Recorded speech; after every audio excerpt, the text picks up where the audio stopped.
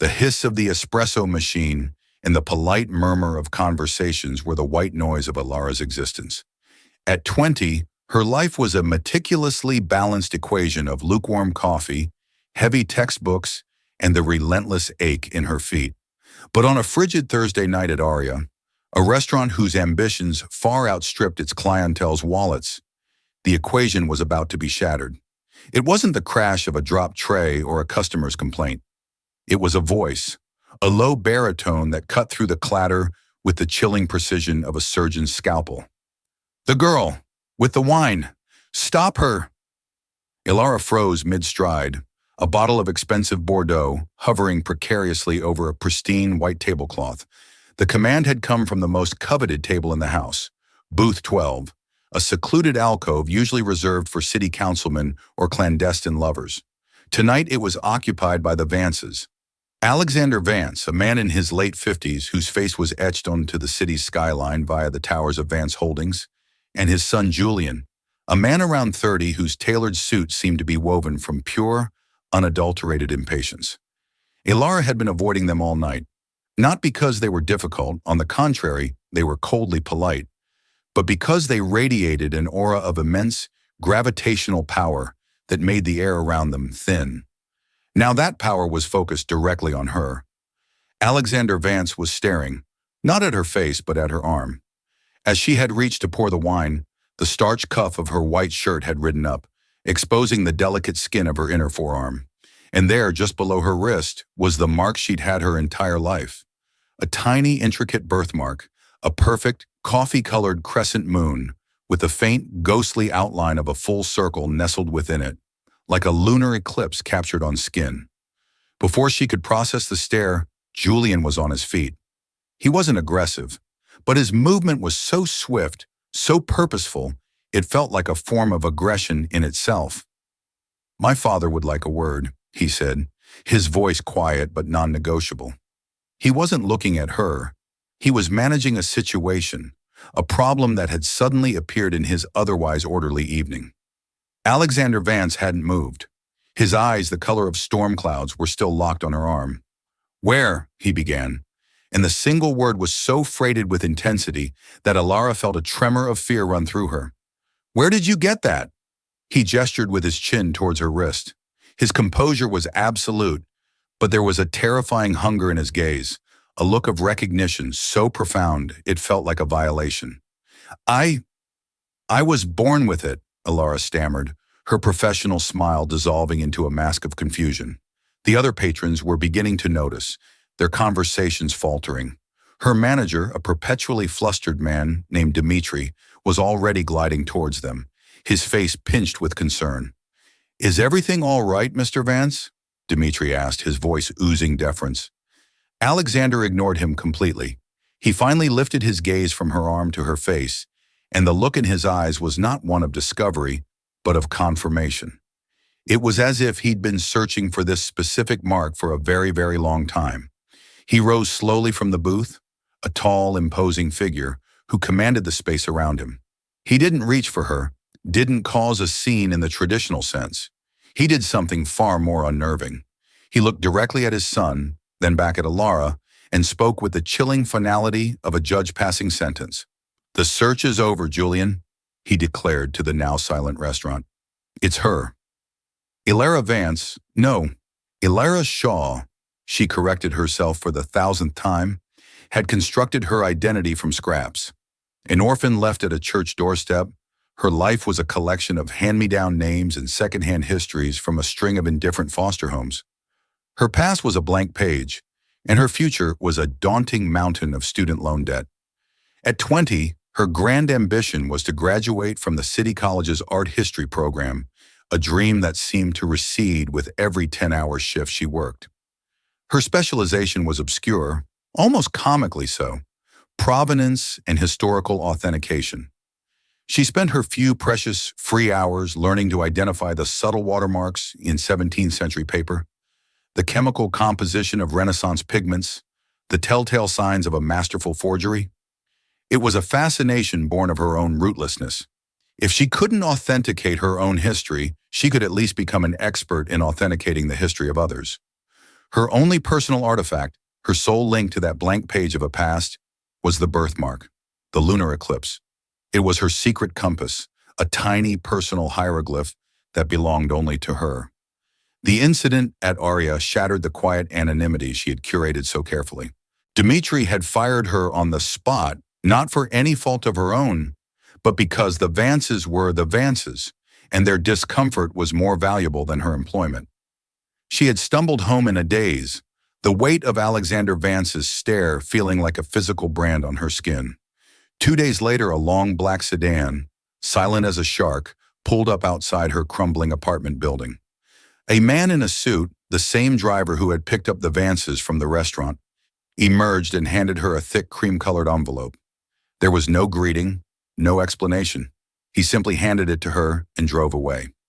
Inside was a letter, embossed with the formidable V of the Vance Holdings logo, and a check for $50,000. The letter was brief and devoid of sentiment. It was a summons, not an invitation. Alexander Vance requested her presence at his estate the following day. The check, it explained, was a preliminary gesture of goodwill and a retainer for her time. "You can't go," said Maya, her roommate and a fiercely pragmatic law student, as she examined the check as if it might bite. "This is insane, Alara.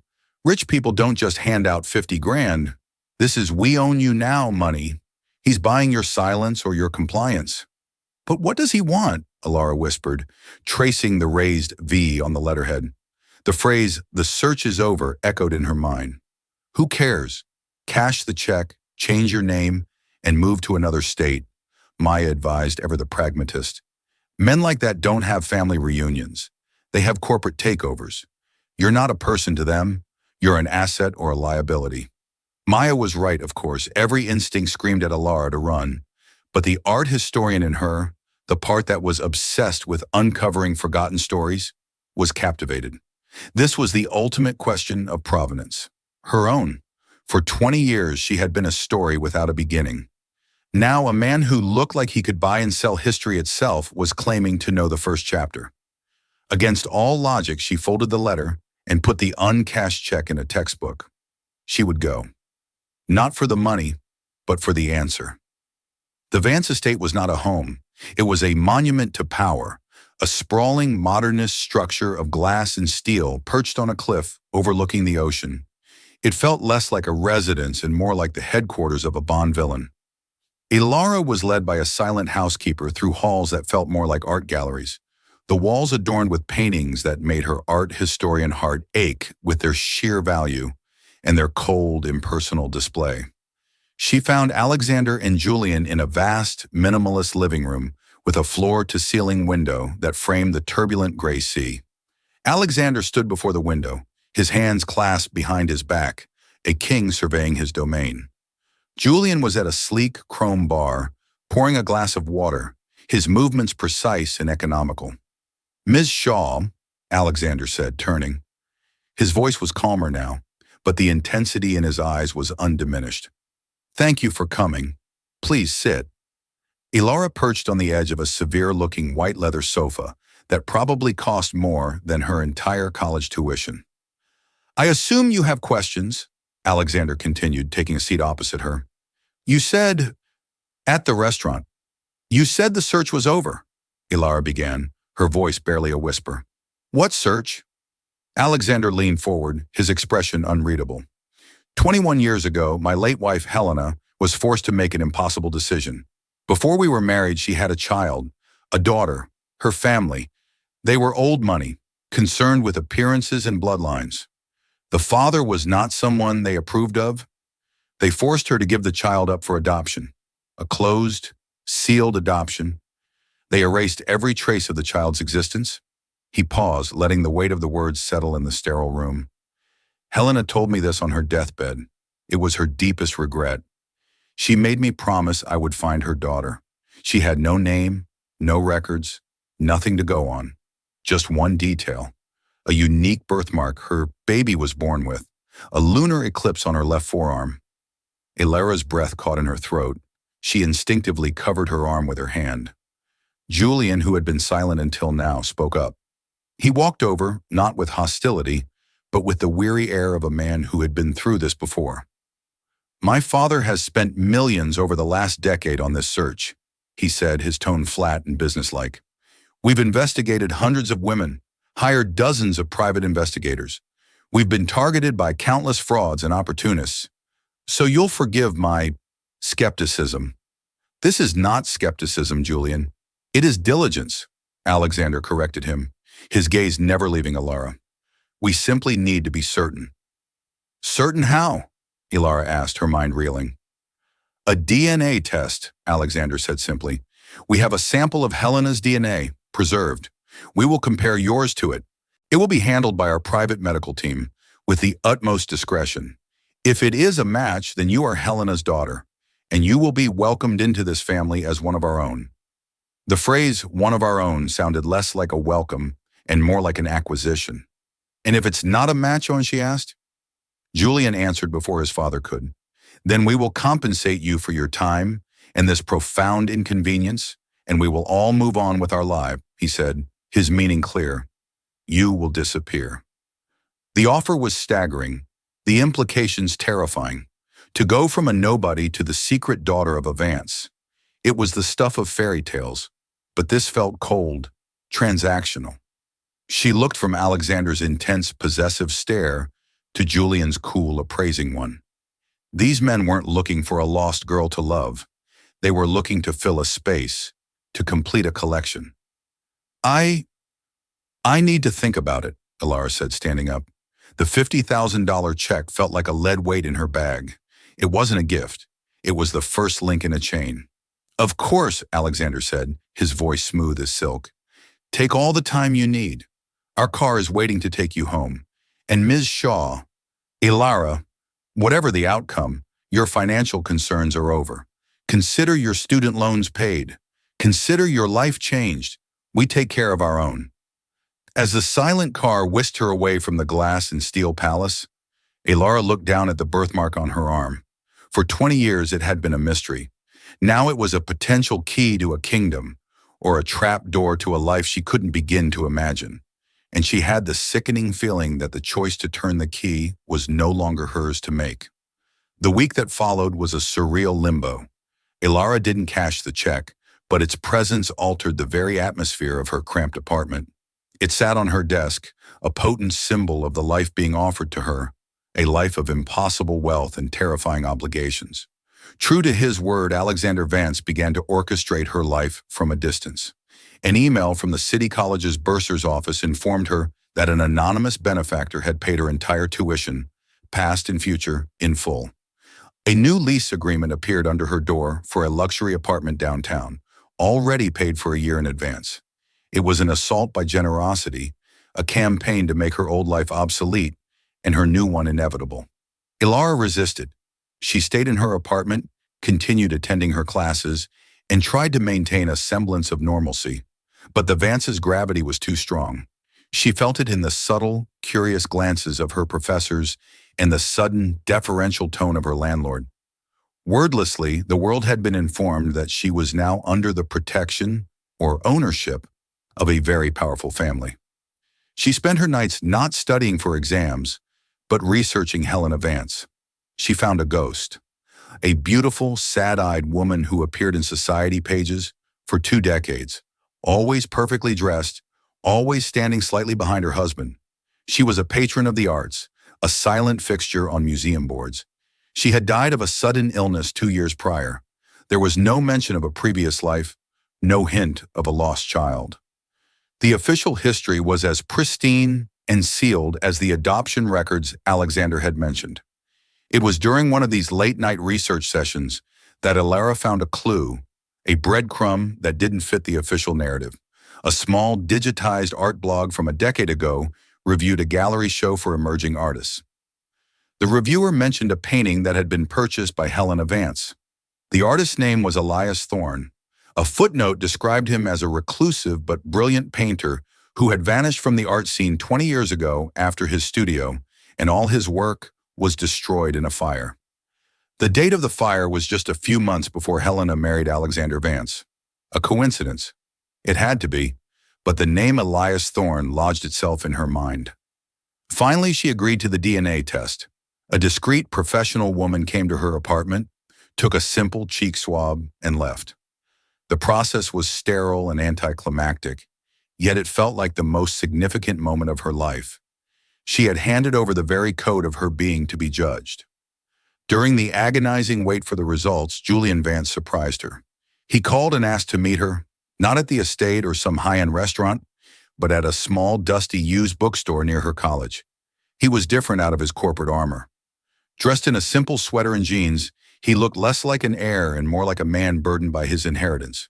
"I want to apologize," he began, not meeting her eyes, instead running a hand over a display of worn paperbacks. "My behavior has been clinical. It's how I'm wired. My father sees the world in terms of legacy and emotion. I see it in terms of risk and assets. When you appeared, all I saw was risk." "And what do you see now?" Ilara asked, her voice quiet. "A variable I can't account for," he admitted, finally looking at her. "I did some research on you. Your academic record is impeccable. Your focus of study, provenance, authentication. It's ironic, wouldn't you say?" "I guess," she said. "My father operates on grand narratives," Julian continued, his voice low. "He builds stories for his company, for his life. He needs them to be perfect. My mother, Helena, she was his perfect story. The beautiful, cultured woman from an old family who completed his empire. A lost child is a flaw in that narrative, a loose thread he needs to weave back in. He needs you to be Helena's daughter." The way he said it sent a chill down her spine. He didn't say he hoped she was. He said his father needed her to be. "You still think I'm a fraud," Alora stated, not as a question. "No," Julian said, shaking his head. "I think you're real, and that, in my father's world, might be the most dangerous thing you can be. He'll want to shape you, to edit your past, to make you fit the Vance narrative. I'm suggesting you be careful." It was the most genuine moment she had shared with either of the Vance men.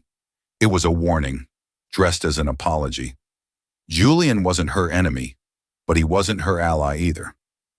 He was an observer, waiting to see how this new variable would affect his own complicated equation. The day the results were due, another black car arrived to ferry her to the estate. This time, she felt like a prisoner on her way to sentencing. She was led into Alexander's private study. It was a room that suffocated you with history and power. Dark wood paneling, shelves of leather-bound books that looked purely decorative, and a massive desk made from a single slab of polished mahogany. A laptop sat on the desk, glowing like an oracle. Alexander stood behind it. Julian was by the window, his back to the room, staring out at the sea. "The lab sent the report this morning," Alexander announced, his voice tight with anticipation. He gestured for her to approach. "I wanted us to see it together." He clicked open the file. A PDF filled the screen, a dense document of genetic markers and scientific jargon. Ilara's heart hammered against her ribs. This was it. The blank page of her life was about to be filled in. Alexander scrolled down to the conclusion, his finger tracing the line on the screen. He read it, and a slow, triumphant smile spread across his face. It was a look of utter, vindicated certainty. "It's a match," he said, his voice thick with emotion. He turned the laptop towards her.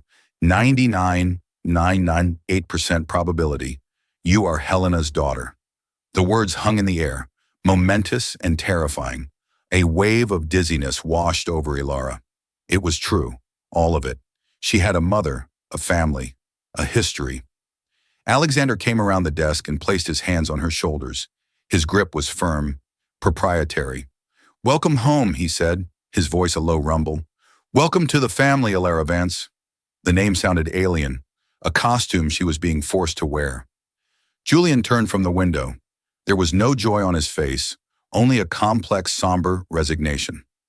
He looked at Ilara, a flicker of something, pity perhaps, in his eyes before his expression became a mask of neutrality. The celebration, if it could be called that, was a meticulously planned affair 2 nights later. It was not a party, but a strategic unveiling. Alexander had summoned the inner circle, the family lawyers, the chairman of the Vance Holdings board, a few carefully selected old money allies. It was an event designed to officially absorb Elara into the Vance dynasty, to present her as a long-lost treasure, now safely recovered. Elara felt like an exhibit. Dressed in a simple but elegant dark blue dress chosen by Alexander's personal shopper, she moved through the cavernous rooms of the estate, accepting polite, curious handshakes and murmurs of astonishment. She felt the weight of their stares, sizing her up, calculating her value, her place in the hierarchy. The climax of the evening was to take place in the Grand Library. Alexander gathered everyone, a patriarch presenting his newfound heir. For years we have mourned Helena, a woman of unparalleled grace and taste, he began, his voice resonating with practiced gravitas. But we were unaware of a secret sorrow she carried. Tonight we right a historical wrong. We welcome her daughter, Elara, into the light. He gestured to a large velvet-draped object on an easel. Helena was a collector of art, but she was also a patron of artists. She believed in nurturing talent. To commemorate this moment, to connect Elara with the mother she never knew, I have managed to acquire a final piece of her history for you, Elara. Something I want you to have.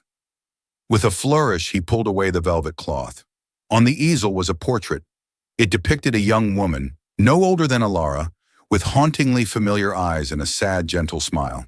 She was sitting in a sun-drenched room, a book in her lap. The style was raw, emotional, full of thick, expressive brushstrokes. It was beautiful. "This is Helena," Alexander announced, "painted in the year before we met, a piece from her youth that her family kept hidden away. And it was painted by a brilliant young artist she was helping to support, a man named Elias Thorne." The name struck Elara like a physical blow. Elias Thorne. The artist from the blog. Alexander wasn't finished. He stepped forward and handed her a small, leather-bound journal. "And this," he said, his voice dropping to a conspiratorial whisper meant for the whole room to hear, "is Helena's diary from that year. It speaks of her turmoil, her difficult choices, and her deep admiration for the artist. It will help you understand her sacrifice." A wave of murmurs went through the room. It was a perfect story, a masterpiece of narrative construction, worthy of Alexander Vance. The tragic young mother, the brilliant but unsuitable artist, the secret child, the reunion, a flawless provenance for his new daughter. Elara took the painting and the diary, her hands trembling. She felt everyone's eyes on her, expecting tears, gratitude. She looked at Julian, who stood at the edge of the crowd, his face a grim, unreadable mask. His warning echoed in her ears. "My father operates on grand narratives. He needs them to be perfect." Something was wrong, terribly, fundamentally wrong.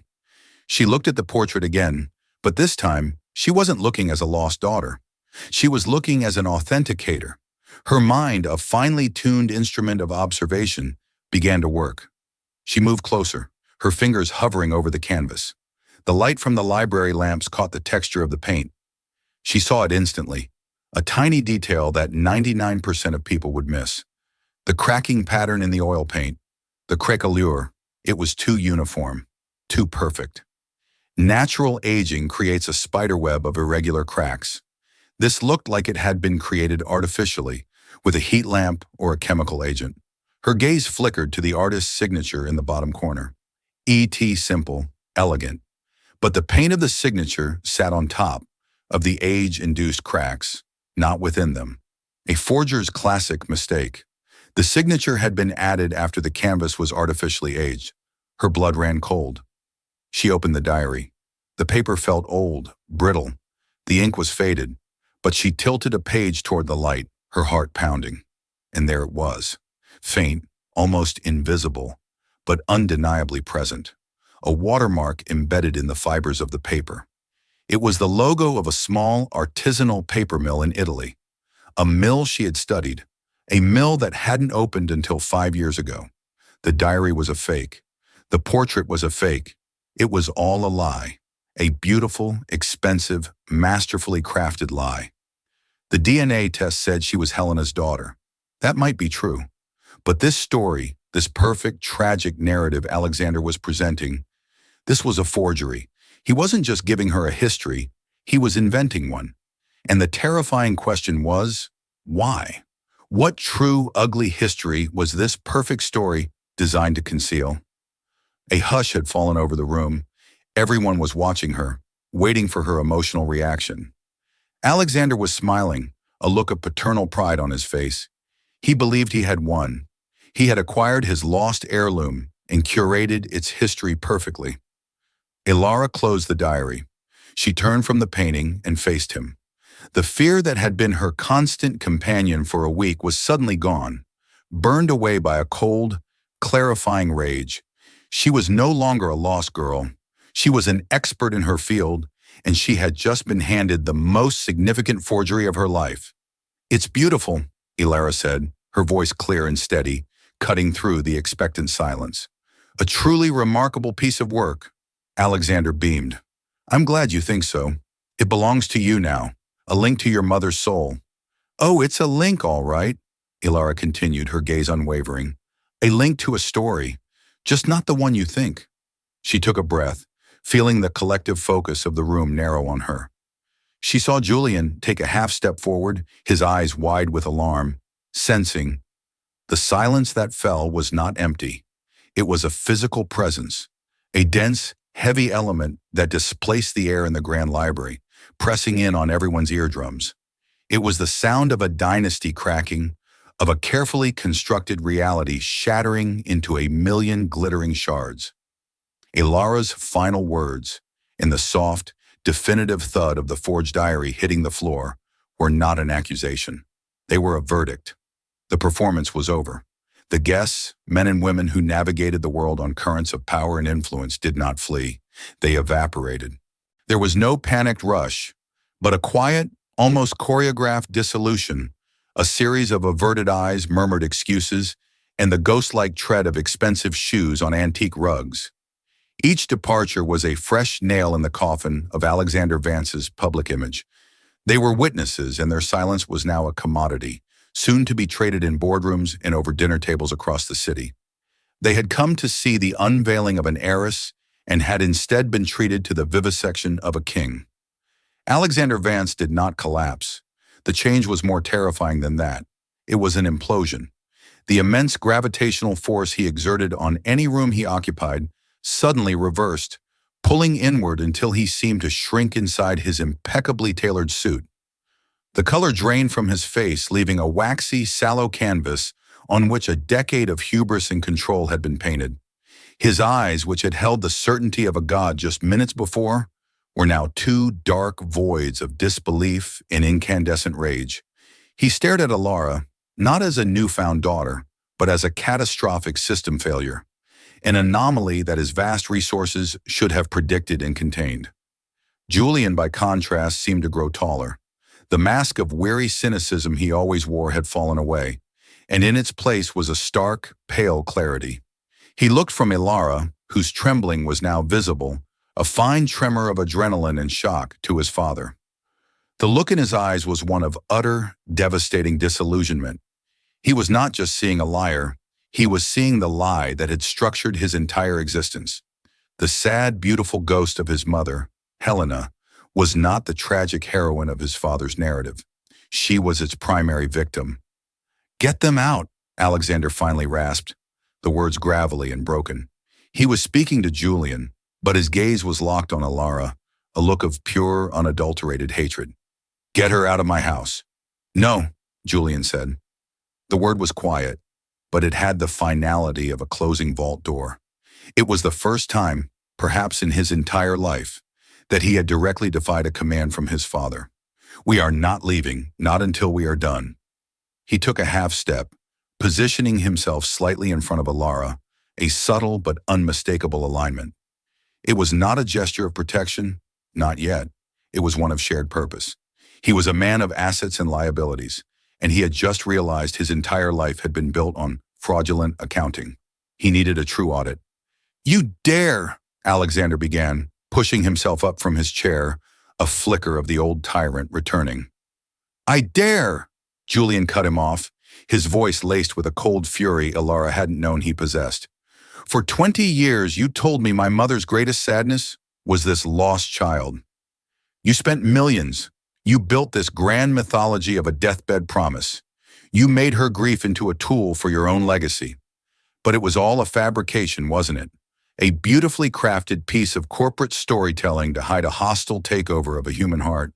He gestured around the opulent library. This isn't a home, it's a museum to your acquisitions. And she was just the prize of the collection. Now you will tell us the truth, the real provenance. The next 48 hours were a descent into a cold clinical hell. Julian, with the ruthless efficiency he normally applied to corporate mergers, turned the full power of Vance Holdings inward. He wasn't searching for a story anymore. He was compiling a case file. Lawyers were summoned, not the old family retainers loyal to Alexander, but a new, hungrier breed from the litigation department. Private investigators who had once searched for Ilara were now tasked with excavating the ghost of Elias Thorne. Ilara existed in a state of suspended animation. Julian installed her in a suite at a neutral, luxury hotel, a sterile, silent space high above the city. She didn't sleep. She barely ate. She sat by the vast window, watching the lights of the city that Alexander Vance had branded with his name, and tried to process the violent rewriting of her own soul. The blank page of her past had not been filled in. It had been scrawled over, erased, and written upon again. She felt a profound, aching grief for a mother she had never known, a woman who had been curated into a beautiful, tragic object. She mourned the life Helena could have had, a life filled with the sun-drenched light of that forged painting, a life with the man she had loved.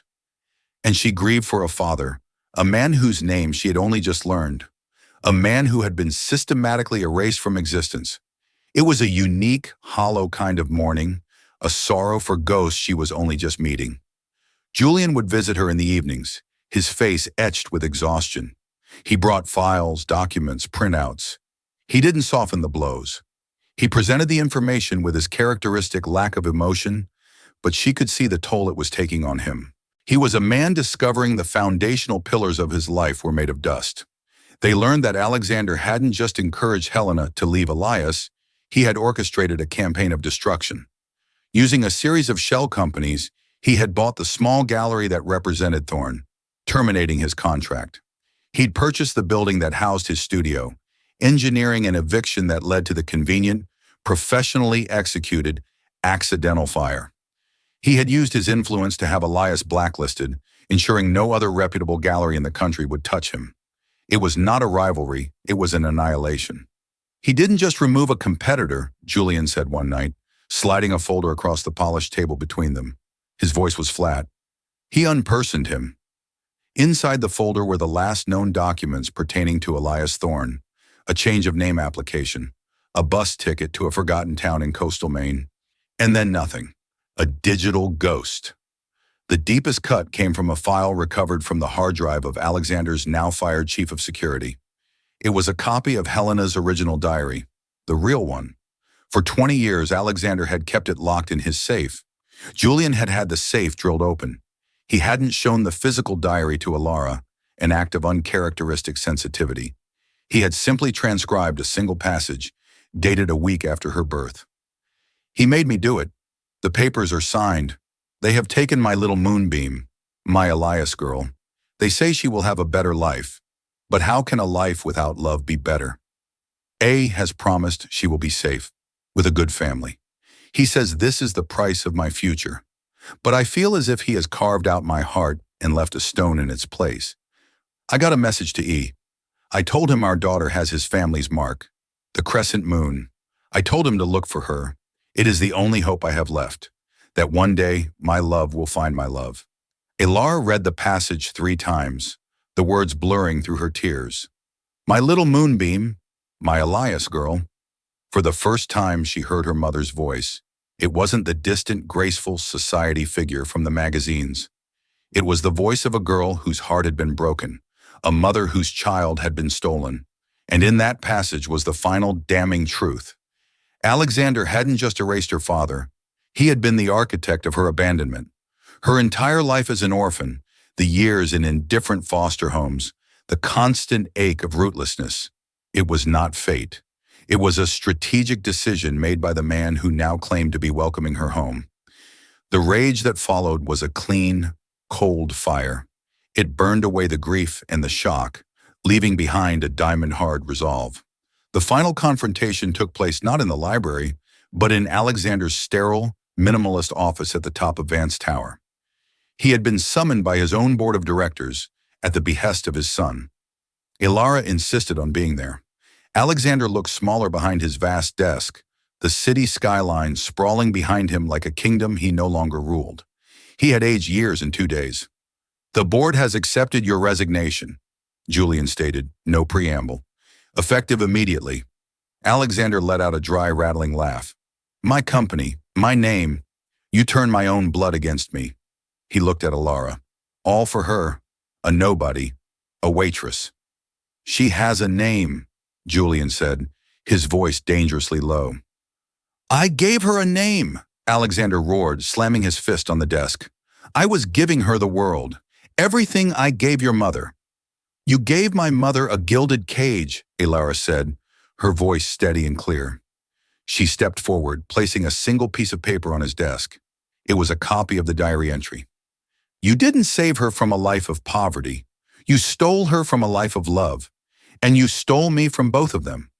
You didn't search for me to fulfill a promise.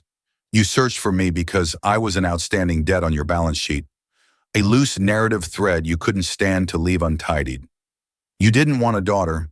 You wanted to complete the collection." He stared at the paper, his jaw working silently. For the first time, he seemed to have no words, no strategy. He was a master manipulator who had finally encountered a truth he couldn't spin. "It was for the best," he whispered, the words of a man trying to convince himself. "I gave you both a legacy." "A legacy is what you build," Ilara said, her voice ringing with a conviction she had never felt before. "It's not something you can buy or forge or steal. You built an empire of glass and steel, but the foundations are rotten. That is your legacy." She turned and walked out, Julian following her. She didn't look back. There was nothing left to see. In the aftermath, Julian, now the acting CEO, came to her with an offer. It was a settlement drawn up by a team of lawyers, transferring a significant portion of the Vance family trust, what would have been Helena's share, into her name. It was a number with so many zeros it looked like a mathematical equation. It was, "We own you now," money transformed into, "We are sorry" money. They sat in the same impersonal hotel suite. The city lights twinkled below them. "This is not a transaction," Julian said carefully, pushing the portfolio across the table. "It's a restitution. It's what she would have wanted you to have." Ilara looked at the documents, at the Vance logo embossed on the cover. For a week, she had been fighting for the truth of her identity. Accepting this felt like letting them brand her after all. "No," she said softly. Julian looked stunned. "Ilara, this is life-changing. It's freedom." "No, it's not," she replied, meeting his gaze. "It's their money. It's his money. It's the price he paid for my mother's heart. Every dollar is tainted by what he did. Accepting it would be like agreeing that the price was fair. It wasn't." She pushed the portfolio back towards him. "My freedom doesn't have a price tag." "Then what?" Julian asked, genuinely lost. "What do you want? What can I do?" And in that moment, Ilara knew. The art historian, the authenticator, the grieving daughter, all the pieces of her life coalesced into a single clear purpose. "I don't want the money," she said. "I want to use it. I want you to establish a foundation, not in the Vance name, in theirs, the Thorne Vance Foundation." Julian listened, his expression shifting from confusion to a dawning understanding. "Its mission," Ilara continued, her voice gaining passion, "will be to find artists like him, people with immense talent but no connections, no family money, no access to the world that men like your father control. We'll give them grants, studio space, their first gallery shows.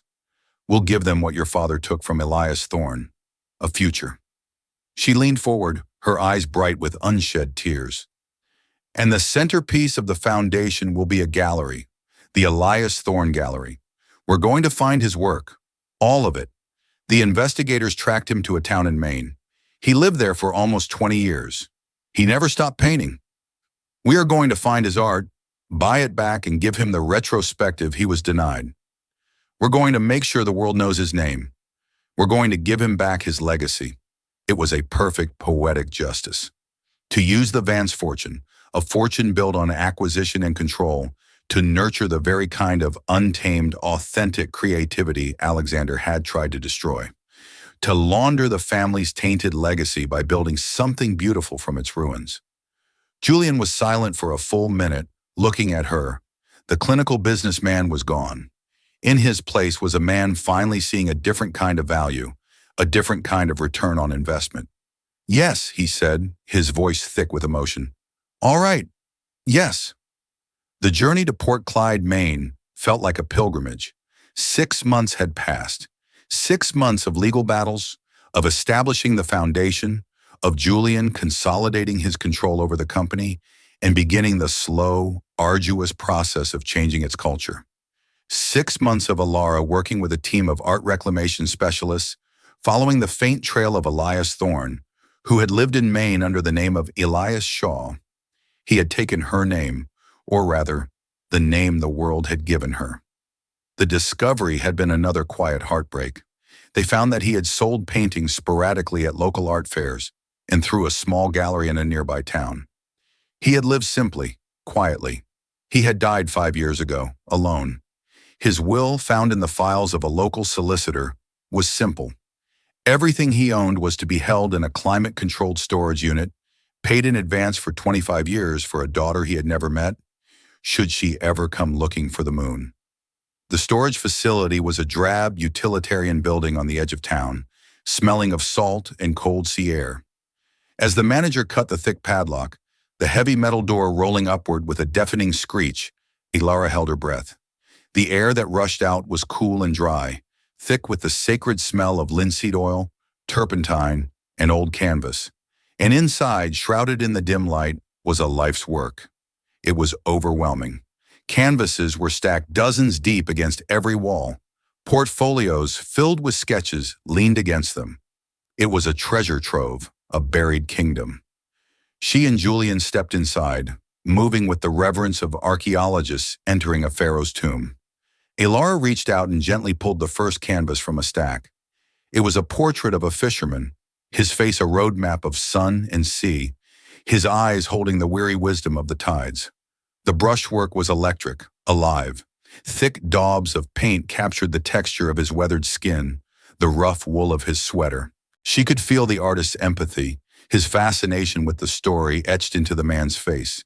She moved to the next and the next. There were landscapes of the ferocious Maine coast, gray waves crashing against granite cliffs under bruised purple skies. There were intimate still lifes of objects in his small cottage. A chipped mug, a worn book, a single wilting flower in a glass jar.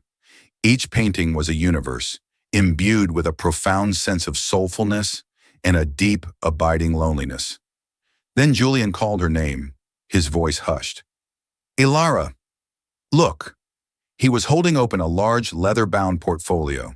Inside, protected by sheets of clean paper, were charcoal sketches, dozens of them, all of the same subject. A young woman with wide, hopeful, slightly sad eyes. Her hair fell over her shoulders as she read a book. She laughed, her head thrown back in another. She stared out a window in a third, a look of quiet longing on her face. It was Helena. Not the poised, polished Helena Vance from society photographs, but Helena the girl, alive, beloved, seen. It was her mother, viewed through the adoring eyes of her father. Alara sank to her knees, tracing the charcoal lines of her mother's face with a trembling finger, tears finally streaming down her cheeks. This was the true portrait, the one no forger could ever replicate. She spent what felt like hours looking through the sketches, absorbing the love that poured from every line. Finally, she stood up and turned to a large cloth-draped canvas standing on its own in the center of the unit. It felt different, important. With a deep breath, she pulled away the cloth. It was a self-portrait. The artist, Elias Thorne, stood in his studio, a space filled with light and the chaotic energy of creation.